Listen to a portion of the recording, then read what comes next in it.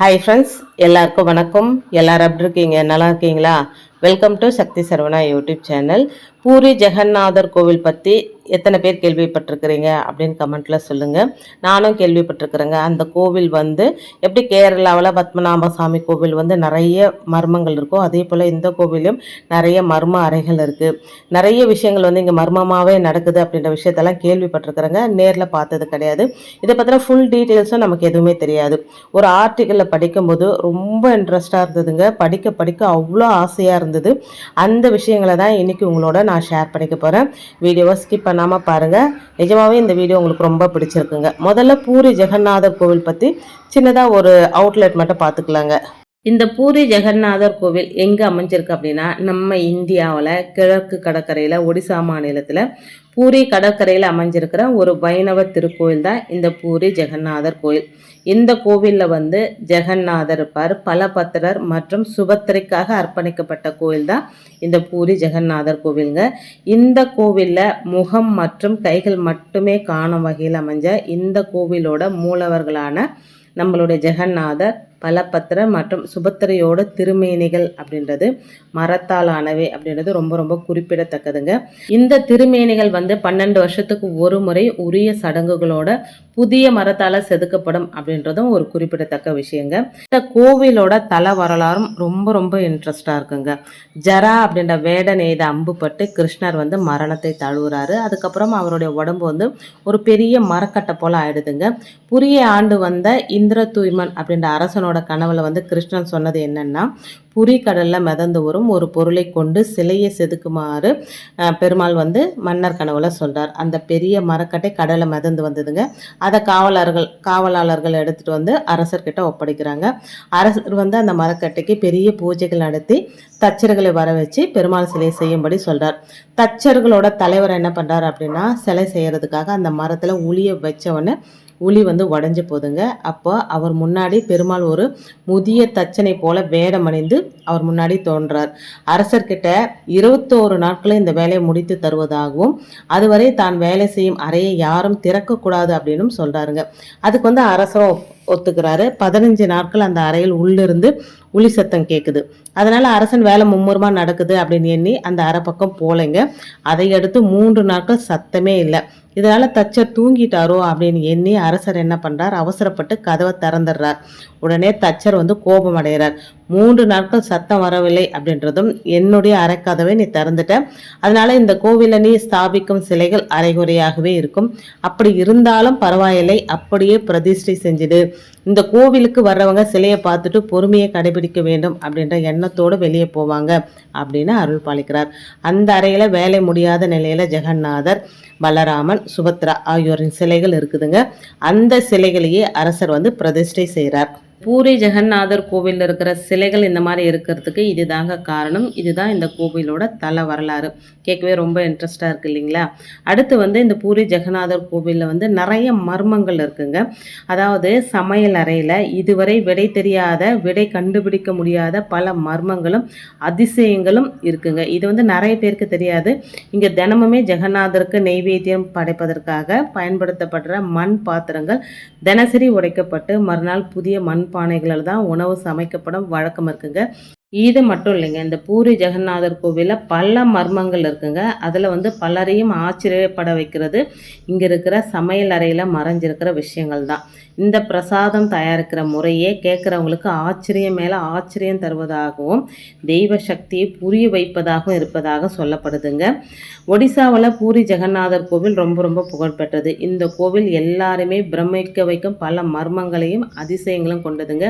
தினமுமே மாற்றப்படும் கோவிலோட கொடி காற்றோட திசைக்கு எதிர் திசையில் இந்த கொடி பறக்கிறது அப்படின்றது ரொம்ப ரொம்ப ஆச்சரியங்க. இப்போ நம்ம எந்த திசையில் கொடி கட்டுறோமோ அந்த திசையில் பறக்குமா, ஆனால் அந்த திசையில் பறக்காமல் எதிர் திசையில் தான் கொடி பறப்போமா. அதோட சமையல் அறையில் சமைக்கப்படுற பானைகளில், அதாவது அடுக்கடுக்காக வச்சு தான் பானையில் சமைப்பாங்களாம். அந்த பானையில் மேலே பானையில் இருக்கிற சாப்பாடு தான் முதல்ல தயாராகுமாங்க. எப்போவுமே நான் சமைக்கிறோம் அப்படின்னா, அடுக்கடுக்காக சமைக்கிறோம் அப்படின்னா கீழே இருக்கிற பானையில் தான் முதல்ல சாப்பாடு வேகும், கடைசியாக தான் மேலே இருக்கிற பானையில் வேகும். ஆனால் பூரி ஜெகநாதர் கோவிலில் மேலே இருக்கிற பானையில் இருக்கிற சாப்பாடு தான் முதல்ல வெந்து தயாராகும். இதுவே அதிசயம் தானே. மட்டும் இல்லைங்க. இதை விட ரொம்ப இன்ட்ரெஸ்டான விஷயம் என்னன்னா, மனுஷங்களுக்கு ஜுரம் அடிக்கும் கேள்விப்பட்டிருக்கிறோம். ஆனால் தெய்வங்களுக்கு ஜுரம் அடிக்குமா அப்படின்னா, கண்டிப்பாக அடிக்கும் அப்படின்னு சொல்கிறாங்க. அது எந்த கோவில்லன்னா, நம்ம பூரி ஜெகநாதர் கோவிலில் இருக்கிற ஜெகநாதருக்கு ஜுரம் அடிக்கிறது போன்ற அதிசயிக்க வைக்கிற விஷயங்கள் வந்து இந்த கோவிலில் நடக்கிறது அப்படின்றது ரொம்ப ரொம்ப கேட்கவே இன்ட்ரெஸ்டாக இருந்ததுங்க. இந்த விஷயம்லாம் புதுசாக தான் இருக்குது. எனக்கு என்ன அப்படின்னா, பூரி ஜெகநாதர் கோவில் அந்த சிலைகள் வந்து இப்படி வந்ததுக்கு காரணம் இதுதான் அப்படின்ற விஷயமும் அதில் நிறைய மர்மங்கள் இருக்குது. இந்த சமையல் பாத்திரத்தை உடைக்கிறது, நிறைய சமைக்கிறது, தினமுமே 56 வகையான நைவேத்தியங்கள் சமைக்கிறது, இந்த விஷயங்கள்லாம் தெரியுங்க. ஆனால் பூரி ஜெகநாதருக்கு ஜுரம் அடிக்கிறது, இந்த கொடி வந்து நம்ம எந்த திசையில் கட்டுறோமோ அதுக்கு எதிர் திசையில் பறக்கிறது, நம்மமே சமையலுக்கு பயன்படுத்துகிற பாத்திரங்களை உடைச்சிட்டு புதுசாக மண்பானைகளில் சமைக்கிறது, இந்த மாதிரி விஷயங்கள்லாம் எனக்கு தெரியாதுங்க. உங்களுக்கு எத்தனை பேருக்கு இது முன்னாடியே தெரியும் அப்படின்னு எனக்கு கமெண்ட் பண்ணுங்கள், நானும் தெரிஞ்சுப்பேங்க.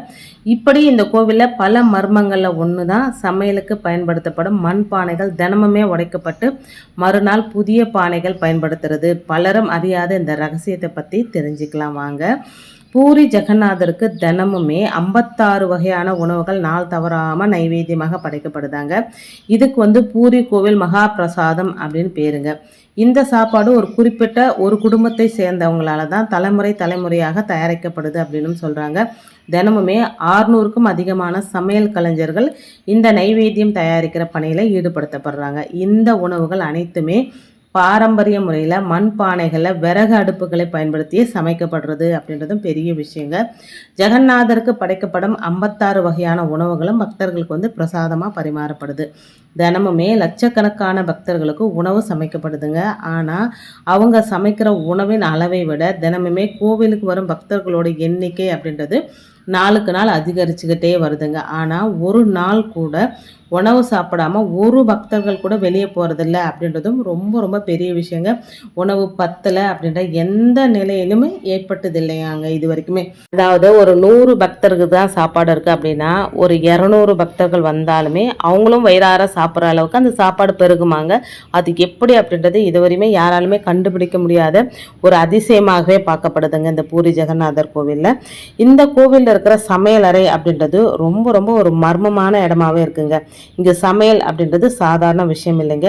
இது வந்து ஆன்மீகத்தோடு கலந்த ஒரு கலை அப்படின்னே சொல்லலாம். இங்கு சமைக்கிறவங்க பூசாரிங்க அவங்களோட சமையல் திறமையை பற்றி பெருமைப்பட்டாங்க அப்படின்னா பானைகள் உடைஞ்சிடும் அப்படின்றதும் ஒரு நம்பிக்கையாகவே சொல்லப்படுதுங்க. இந்த வினோதமான நிகழ்வு பல நூற்றாண்டுகளாக நீடிக்குது அப்படின்னே சொல்கிறாங்க. அதே போல் தினமுமே சமையலுக்கு பயன்படுத்தப்படுற பானைகள் அந்த நாள் முடிவில் வந்து உடைச்சிடுறாங்க. அடுத்த நாள் புதிய பானைகள் வச்சு தான் சமையல் செய்யப்படுது. பல நூற்றாண்டுகளாக கடைபிடிக்கப்பட்டு வரும் இந்த பழக்கத்திற்கு என்ன காரணம் அப்படின்றத நம்ம தெரிஞ்சுக்கணும் இல்லையா? தெரிஞ்சுக்கலாம் வாங்க. பூரி ஜெகநாதர் கோவிலோட சமையலறை அப்படின்றது ரொம்ப ரொம்ப புனிதமான ஒரு இடமாக பார்க்கப்படுதுங்க. ஏன்னா இங்கு வந்து லக்ஷ்மி தேவியே சமையல் செய்வதாக நம்பப்படுதுங்க. பூசாரிங்க அவங்களுடைய உதவியாளர்களாக மட்டுமே இருக்கிறாங்க. சமையல் தெய்வீகமாக இருக்கணும் அப்படின்றதுக்காக பூசாரிகள் கண்ணை மூடிக்கிட்டு தான் சமைக்கிறாங்க. அவங்க லக்ஷ்மி தேவியோட விருப்பத்திற்கு முழுமையாக கட்டுப்பட்டிருப்பதை காட்டுறதுக்காக தான் இப்படி கண்ணை கட்டி சமைக்கிறதா சொல்கிறாங்க. கோவிலில் சமையல் செய்கிறவங்கள சுவராஸ் அப்படின்னு சொல்கிறாங்க. அவங்க வந்து சில வினோதமான பழக்க வழக்கங்களையும் கடைபிடிக்கிறாங்க. அது என்னன்னா அவங்க சமைக்கிற உணவை சுவை பார்க்கவோ இல்லை வாசனை பார்க்கவோ கூடாது. இது அவங்களுடைய கட்டுப்பாட்டை வந்து காட்டுங்க. 7 மண் பானைகளை அடுக்கி ஒன்றன் மேல் ஒன்றாக அடுக்கி தான் சமைப்பாங்க. இதில் மேல் இருக்கிற பானை தான் முதல்ல வேகும். இதுவும் ஒரு வழக்கத்திற்கு மாறான ஒரு விஷயமாகவே பார்க்கப்படுதுங்க.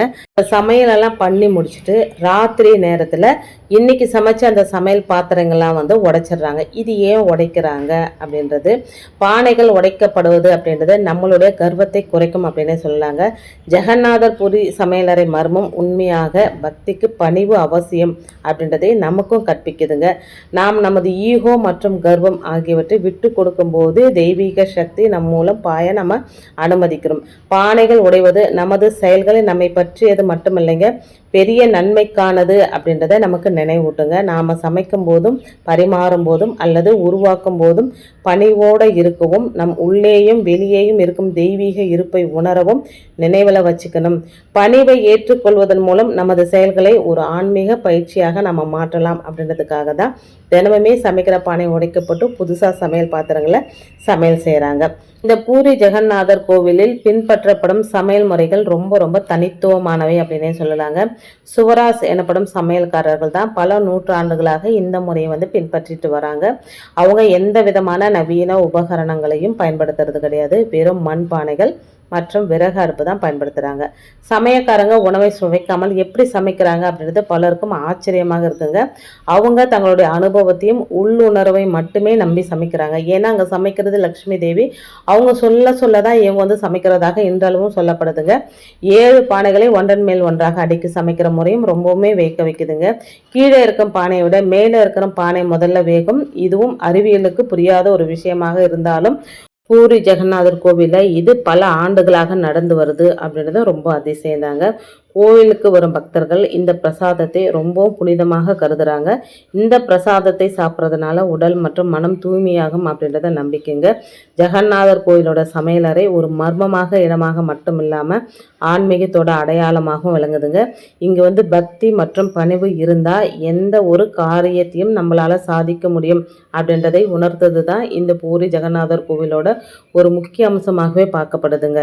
நிறைய கோவிலோட மிராக்கிள்ஸ் எல்லாம் நான் படிச்சிருக்கிறேங்க. ஆனால் இந்த கோவிலோட மிராக்கிள்ஸ் படிக்கும்போது என் மனசுக்குள்ளே வந்த ஒரு விஷயம் என்னென்னா, இந்த கோவிலுக்கு லைஃப்பில் ஒரு தரமாவது போகணும், பூரி ஜெகநாதரை தரிசனம் பண்ணணும், அந்த பிரசாதத்தை சாப்பிடணும், அந்த சமையல் கூடத்தை பார்க்கணும் அப்படின்ற ஆசை மனசுக்குள்ளே வந்திருக்கு. அது நடக்குமா அப்படின்னு எனக்கு தெரியலங்க. பூரி ஜெகநாதரோட அருள் இருந்தால் கண்டிப்பாக நடக்கும் அப்படின்னு நான் மனசில் நம்புகிறேங்க.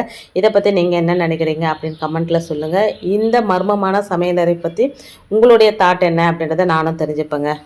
இந்த பூரி ஜெகநாதர் கோவிலோட தல வரலாறு மற்றும் அங்கே நடக்கிற சமையலறை அதிசயத்தை பற்றி உங்களோட ஷேர் பண்ணிக்கிட்டதில் எனக்கு ரொம்ப ரொம்ப சந்தோஷம். வீடியோவில் நான் சொன்ன விஷயங்கள்லாம் உங்களுக்கு பிடிச்சிருந்தது அப்படின்னா ப்ளீஸ் சேனலுக்கு சப்ஸ்கிரைப் பண்ணி சப்போர்ட் பண்ணுங்கள். கண்டிப்பாக இந்த வீடியோவை உங்கள் ஃப்ரெண்ட்ஸ் அண்ட் ஃபேமிலிக்கும் ஷேர் பண்ணி விடுங்க. அவங்களும் பார்த்து தெரிஞ்சுக்கிட்டும். இன்னொரு எளிமையான ஆன்மீக தகவலோடு உங்களை சந்திக்கிறேன். அது வரைக்கும் நன்றியும் வணக்கமும். Take care and bye friends.